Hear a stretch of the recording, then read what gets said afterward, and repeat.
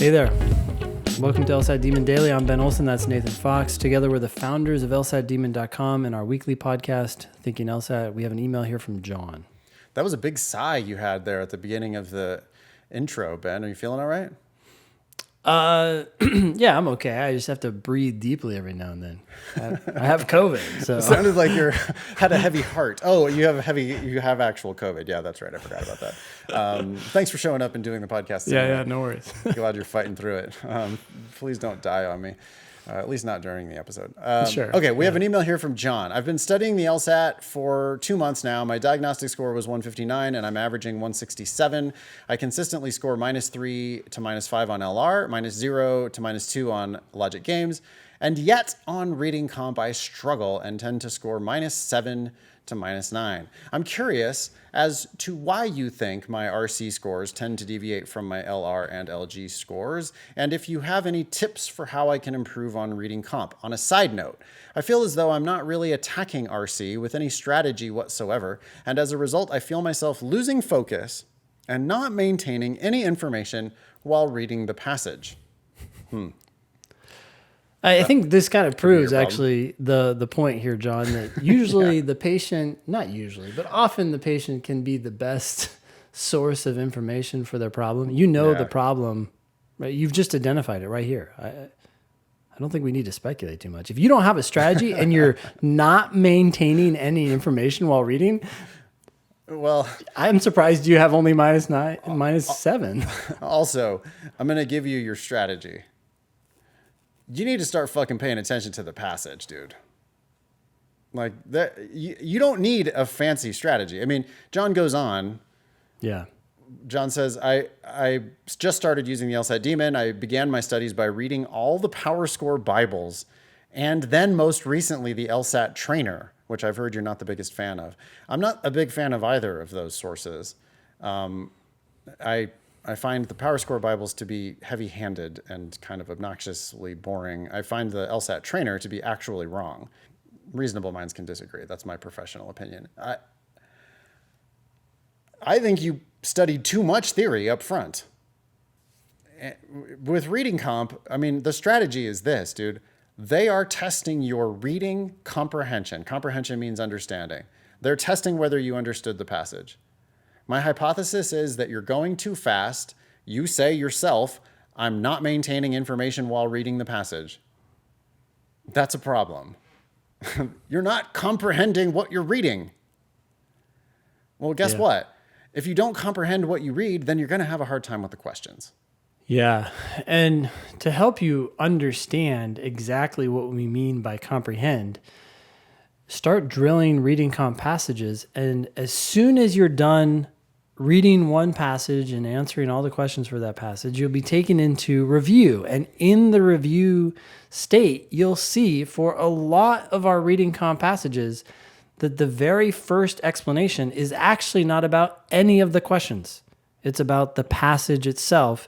And it's me, it's Nathan, it might be Becca, reading that passage, not a passage, the very passage that you just did, Right. And pausing after each sentence, sometimes mid-sentence, to comment on what we are thinking as we read it. It's like, hey, I just read this and it sounds like the author is saying this. That's how we read it. We're showing you exactly how we read it, and you just need to start doing that. Yeah. And what does it do? It starts with one question, really. I think you're looking for general advice, and we're trying to give that to you. But really, you can get concrete examples of this. But the PowerScore Reading Comp Bible, and I'm not sure what the trainer says about reading comp, but I'm sure that there's a whole bunch of like heavy-handed, gimmicky little strategies. And there's an acronym, right, or something like that. Oh God! I mean, it's all just like this bullshit diagramming and highlighting and underlining and looking for the topic sentence of each paragraph, which probably doesn't even exist. And it's like, the point is you get done with it and you've got all this hieroglyphics on the page of all this notation if you follow their advice, and you still don't fucking understand the passage. You just don't understand the main point of the passage. Yeah. So I want to be able to take the passage away from you, and you're going to tell me not just the topic, not just the what, but you're going to tell me the thesis, and that's the what about it. Yeah. Why does this document exist? Yeah. Why did they write this document? What do they want? And it should be like if you were explaining it to your mom, tell your mom what this passage is about. Yeah. Not just the topic, but why did they write it about this topic? What do they want? What are they selling here? And if you do that, I mean, if you can't do that, then you just didn't read the passage well enough. I would like to also point out that I frequently know the main point of the passage after just the first paragraph. I've noticed this happening a lot lately.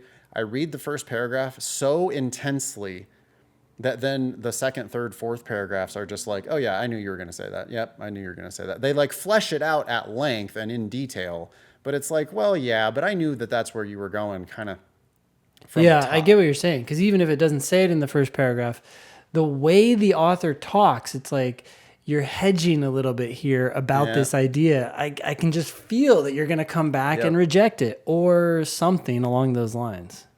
Yep. Last tip about reading comp, John. Try to treat reading comp more like logical reasoning. Get a more aggressive approach to it. In LR, if you're good at LR, which you're okay at LR, -3, -5, you can improve. But you're pretty good at you're okay at LR. You don't get to be that good at LR without attacking the arguments. Yeah. I want you to attack the reading comp passage in the same way. Have a little bit of a confrontational approach. Expect them to be bullshitting you.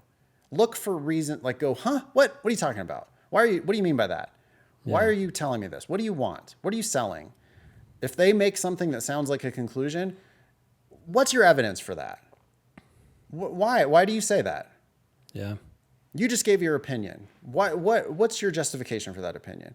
Start have that like a little more confrontational, kind of an aggressive, attacking sort of an approach on reading comp.